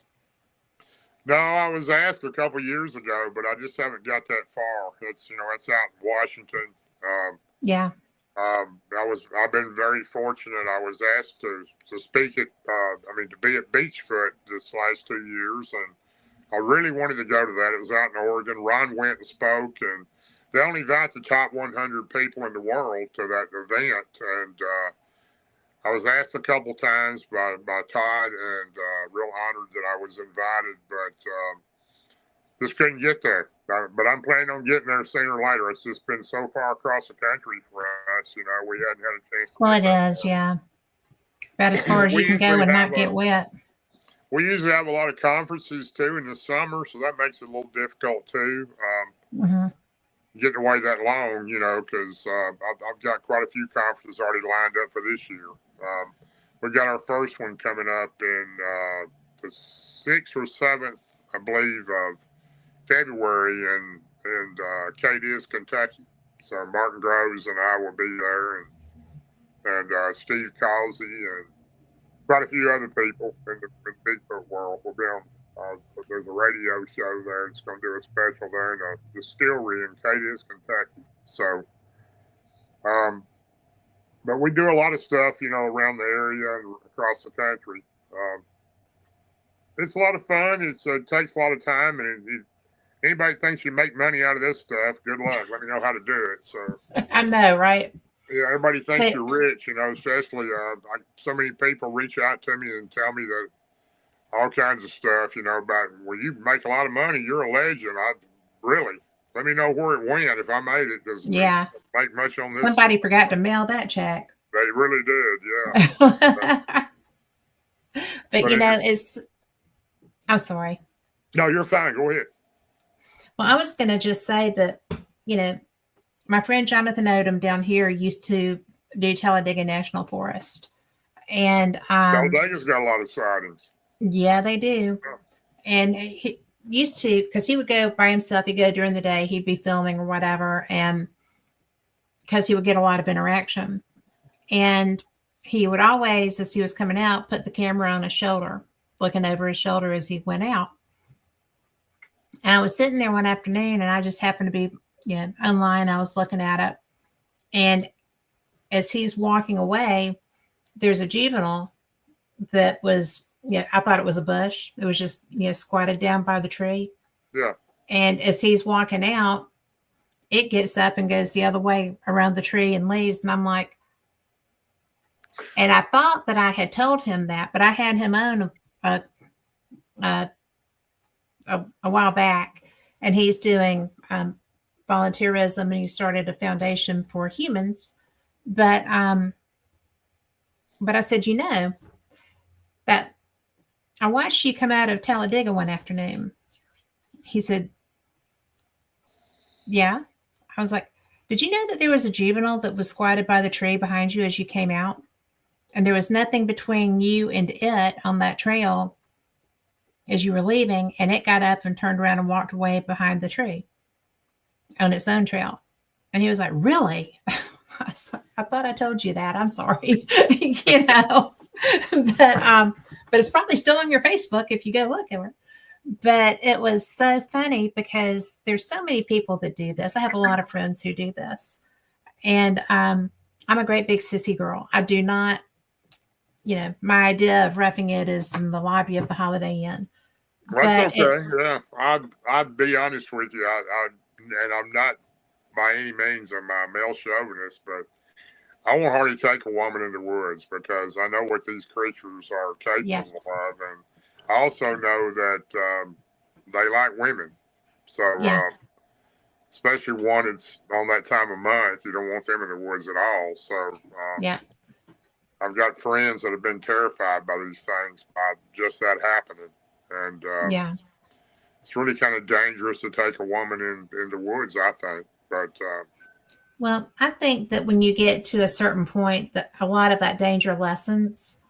And I think that they recognize also age, because I would not put up any pheromones that would get somebody riled up. I understand what you're saying, but I've had older women but I wouldn't do it. I've had older women they were attracted to too, and I know that because they've contacted me. And Yeah. They just to give you an idea, the female Bigfoot, Sasquatch, forest people, whatever you call them, and I do think there's different types, and I think there are I different do. type of them, but the females are more friendly with me. They always have been. I don't know why that is, but they always have been. The female have been more friendly. The same thing with the male Bigfoot is more friendly with the human woman, and maybe it's just nature. I don't know, but Could be. I know that Well, that's the case that there's it is. with humans, there's an interesting dynamic along those same lines, though, because I tend to get along. I grew up with boys, right? Yep. And I tend to get along really well with men because, we had three girls in our neighborhood. And if you have three girls, there's always one, somebody's always odd man out. Yeah. So we all had our I turn being understand odd that. man out. Yeah, I understand So, that. Yeah. so we hung out with the guys when it was our turn. But it was so interesting because I interviewed this young woman. She was actually the Olympic group's Bigfoot Researcher of the Year. Shelby, I can't remember her name. I hate when I do that. But when I talked to her, her husband had fixed a rig up for her where she was on top of a van. And she was in, what forest is that up there? Olympic? Yeah, Olympic National Forest, yeah. And she was working up there. She's from Texas. And I was just like, do you feel safe when you're out there? She's like, well, I'm off the ground now. And I said, but it's a tent. You're a woman, you're out there, it's a tent. And, the safety factor, like you said, women are, I'm I know that women and men are on a very equal plane in most ways. Body strength is not one of them, and Right. speed is not one of them. Right. And, if you got in a bind and something was attacking you, there wouldn't be a way to go, really. And because I have heard of doors being lifted off of vehicles, yanked off of vehicles. And what are you going to do? Well, give you an idea, a lot of the areas that I've researched over the years, and some of them, I mean, real deep in the woods. I'm maybe 7, 8 miles in, and nothing but remote. I've seen trees as big as my leg just twisted like a twig, where they just twisted them for a marker. And anything that's got that type of strength that can do that, yes, is incredible. And I see all those trees. As a matter of fact, I have people send me trees all the time, and I know you see them that are implanted upside down in the ground too. And Alaska's full of those, but some in the U.S. around the states are like that too. They find them like that, but not as much as they do in Alaska. And I can't even imagine the amount of strength it takes to do that. No. First of all, you're trying to pick up a 1,000-pound log and jam it into the ground. So, it's unimaginable of what our minds wrap around. It doesn't work. And the abilities that these creatures have, I have no doubt when you get out of your vehicle, they know you're there. They can see. Oh, yeah. They can see a mile away. They can smell you. They Definitely can hear the you. smell. And people tell me, "Well, hide your gun." Well, let me tell you about hiding your gun. If you fired that gun in the last couple of months, you're going to have residue powder on the barrel. They can smell that. So, yeah, you can't trick them. You really can't. Well, they're do way you too think that smart. do you think they're mystical? What do you mean by mystical? Interdimensional? Do you think that? Well, interdimensional is another thing, but do you think that they have abilities? Well, obviously they do, but do they pop in and out? Are they there all the time? Are they, which would be dimensional, I guess? But yeah, I do think some of them have that ability. I don't know that all of them do. I've seen one that I was very close to walk behind a tree, a big tree in the middle of the woods. And, okay. It walked behind the tree. There was no brush, nothing else around it. This was just a tree in the middle of nowhere by itself, and it never came out, and it never Mhm. went anywhere because I would have seen it. There was no way it could have went anywhere. So Ron Moorhead, he has a book called Quantum Bigfoot. It's the Yes. physics of how the higher energy goes, and I've read that book 5 times. Every time I read it, I learn a little more. And Ron and I have a show together on Monday nights called Okay. Two Cryptid Legends, and we talk about that a lot because I think the higher dimensions and the higher energy these things have causes a higher vibration that can possibly. That's why the pictures a lot of times are blurry of these things, Hmm. and they have a way to possibly change into another dimension, maybe Yeah. into an orb or some type of other creature, possibly. But I have no doubt I was in an area of Cheatham County that I 100% believe the Bigfoot that we were around there had the abilities to turn into orbs and turn into possible smaller creatures. Um, Well, that's 'Cause cool. it was just too weird to the things I experienced there for them not to know. It was just strange. It would take a while to tell that story, but it was very weird how that happened. And that's the same area when I got run out of there by so many orbs coming at, just flying all around us. I just had to Oh my quit going in. gosh.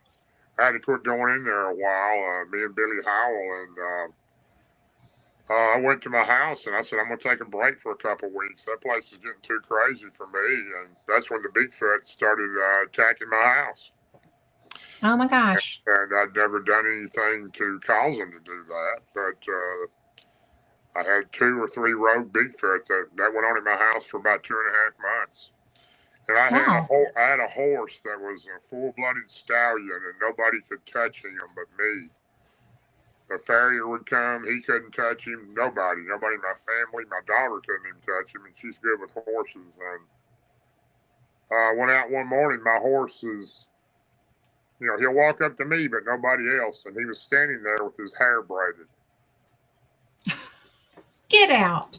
I'm not lying, no, sure did. I called the sheriff's department and told them to come out and check it out. All the tracks that were around the stable where these creatures were coming in, scaring my horses to death. And And they somehow, braided his mane. well, yeah, they braided all his hair on his mane, and nobody else could have done it. And those creatures have the ability. Yeah, it's probably kind of like when I've been zapped twice by Bigfoot, and I've been zapped once by a dog man, and a zapping or infrasound, whatever you want to call it. Your Yeah. legs go numb, you can't hardly walk, you can't hardly move, Yeah. and your stomach is upset, you got a headache, and that's the way it is with Bigfoot. Dogman's the same way, except you have your chest feels like somebody's standing on it Yeah. instead of a stomach issue, and maybe that's how they do the horse. They freeze him where he can't move, and that's all I can figure. But I couldn't believe that anything could braid this horse's mane, but it did. That's amazing. And so very cool.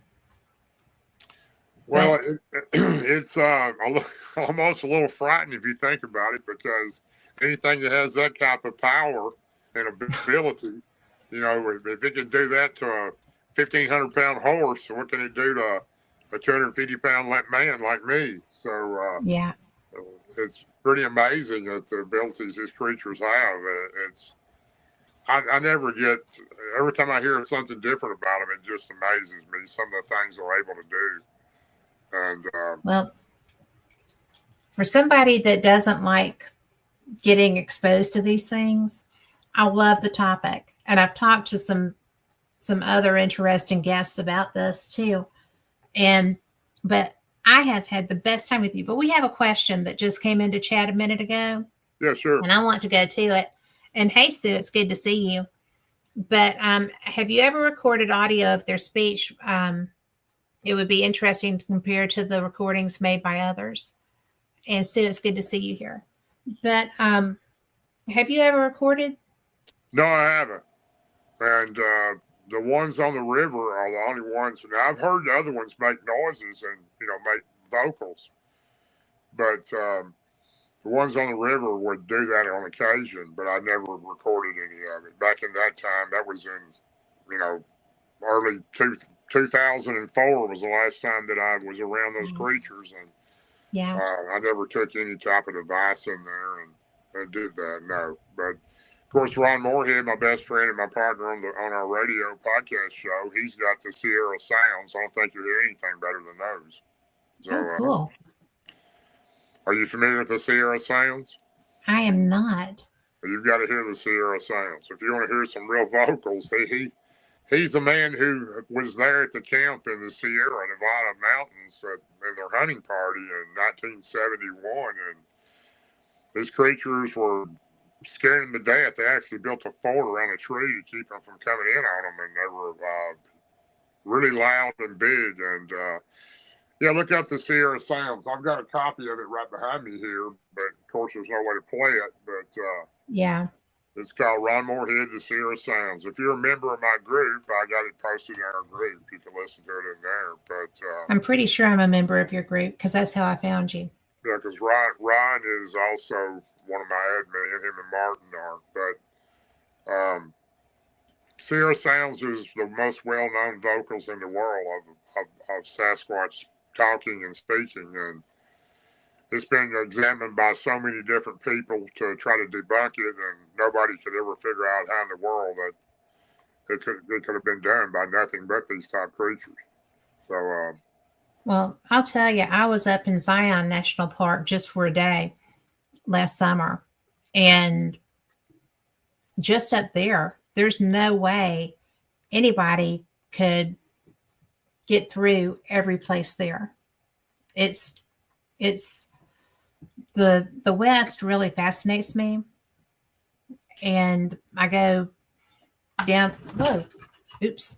I go down to the like I went down toward Area 51, and I was so shocked that there's such a amazing greenscape just in the middle of a desert. That's is that out in Nevada? It is Nevada, yeah. Well, actually, Zion, I think you go into the next state because I didn't drive that one. But sometimes I rent a car and sometimes I just take tours. But it's really interesting to me, the environments that are out there, that there's no way anybody could get all the way through. And there's caverns, and there's, we have caverns here. Well, there's a lot of caves, the Tennessee, Kentucky area, yes, and Alabama is full of caves. So, yeah, one of the largest cave systems in America. But, there's so much. I have so many people that want me to look at things they've got and come to their area. I wish I had time to do all of them, because there's some pretty strange occurrences going around the country now, and the sightings have become a lot more than they once were too. And yeah, you're hearing of more people seeing these creatures, and I seen a crawler in the LBL March forward. I've never seen one of those before. What do you think that is? I don't know. I mean, where do you think a crawler came from? I have no Crawlers idea. freak me. Crawlers freak me out. I do not like that. It was really nasty looking. It was skinny like a bone, and they might have weighed 60 pounds, 5 foot long maybe. But it ran up a tree, and it started clicking at one behind me. Another one was in the woods. It was communicating with it, and I don't know. We got out of there, but I wouldn't want to be tag teamed by that. They were afraid that they were trying to surround us, but that's the first time I'd ever seen one of those. So there's a lot more. That was your first time? I've seen a crawler, yes. Yeah. Wow. Never seen one. I've heard of them and had people send me pictures, but I've never seen one in person. So I've seen a lot of Bigfoot and 4 dog men, but I've never seen a crawler before. I don't think I would want that opportunity. So, well, I think we were actually looking for it. It just happened to be on the trail we were on. And that's why I don't go by myself on trails. So, well, especially at nighttime, and especially in LBL. Well, I would not. run into anything. I would not be out by myself. I am a great big, I'm not a scaredy cat, but I have a really healthy respect for not just what would be anomalous out there, but for just the wildlife that's natural, that's known. I think you probably you would get along real well with my lady. She won't go in the woods for anything. So well, I'll go in, but I'm going to be. She'd rather be watching a movie back at the room instead of going into the woods. Well, now I have done that, but I would go and investigate, but I would go armed. I would not be unarmed, and I would not be. I would have spray too. I mean, because I don't want to hurt anything that just doesn't understand, right? But I would not want to be hurt either. Well, you got to be very cautious. You really do. Yeah. I suggest anybody go in the woods never go by themselves. You're better off with 3 people or 2 people. 2 at the least, 3 at the most. 3 is better. 3 is always better. Yeah, the more people, the better chances that you're not going to be bothered by something, because they're going to number out one person. The creatures are, but a couple of people, 3 people, they're a little more cautious. Yeah, I was at a place up in it was still Georgia. It wasn't North Carolina yet, and we were out in the woods, investigating and experiencing, and they got rocking. And I was like, "Well, we're done here." I've been around some areas like that. Yeah, I was done, but we are just about out of time. I am so glad that my phone is about to go out. I was about to try to find a charger over here. So anyway, well, thank you so much for being here. Hey, thanks for having me. I've enjoyed being here. Thanks for everybody watching tonight. That is, and I hope you'll come and check out our channel, the Bigfoot Believers and Other Creatures, and. Yeah. Appreciate everyone watching, and thank you very much for having me on, Kat. Well, you know what? I saw that y'all were having an event that I was talking to my husband about. I may wind up showing up sometime. That'd be great. Come over. I will. But thank you again. And for everyone listening, I appreciate all of you. And, this has been something that's fascinating to me because it's not my color Kool-Aid. But I so admire the people that do it because there's a lot to learn. And you're doing a great job. You're doing a really great job. Thanks for having me on. Yeah. Talk to you next time. Sure. And good night, everybody. Bye-bye. I will. Bye.